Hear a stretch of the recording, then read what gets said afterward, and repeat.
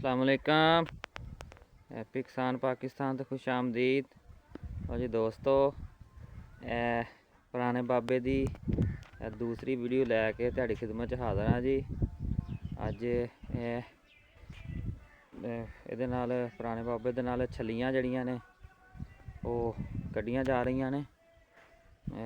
अज कह लो जी तो ये पुराना बाबा इन एक्शन है जी।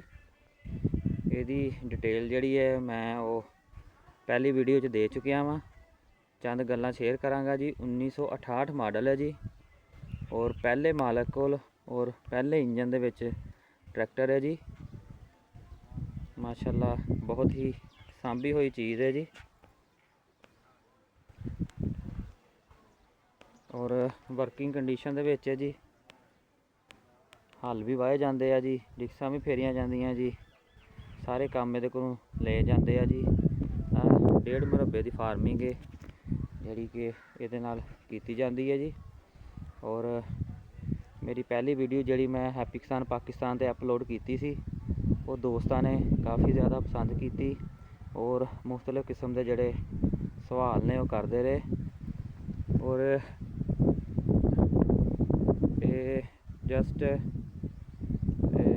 पुरानिया चीज़ों के शौकीन हज़रात वास्ते वीडियो मैं पाई सी। ये बराए फरोख्त नहीं गा जी। ये मालक जोड़ा है इनू सेल नहीं करता क्योंकि पहला मालक माशाल्लाह अल्लाह सेहत तंदुरुस्ती देवे हयात है जी।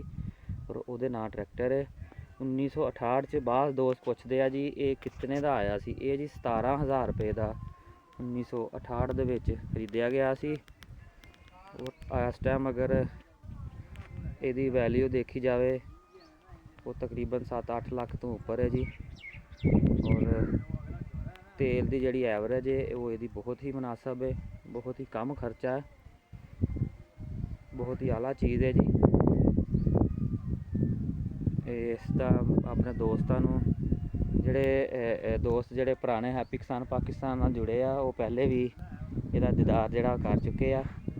और दोबारा जोड़ा सी अज मैं क्या अपने दोस्तों ये कंडीशन दोबारा दिखाने और चंद मजीद गल्लां जड़ियां ने वो ये बारे दसने हैं जी। छलियां का ट्राला हम लैके आया जी। माशाल्लाह ज़बरदस्त चीज़ है वर्किंग कंडीशन दे विच। और बहुत ही कम इहदा डीजल का खर्चा है। लो जी ट्रैक्टर के हवाले नाल वीडियो सी। अगर अच्छी लगे हैप्पी किसान पाकिस्तान नू सबसक्राइब कर लो, बैल आइकन नू दबा लो ताकि मज़ीद हैप्पी किसान पाकिस्तान से अपलोड होने वाली वीडियोज़ तुहानू बर वक्त देखने को मिलदियां रहन। अल्लाह हाफिज़।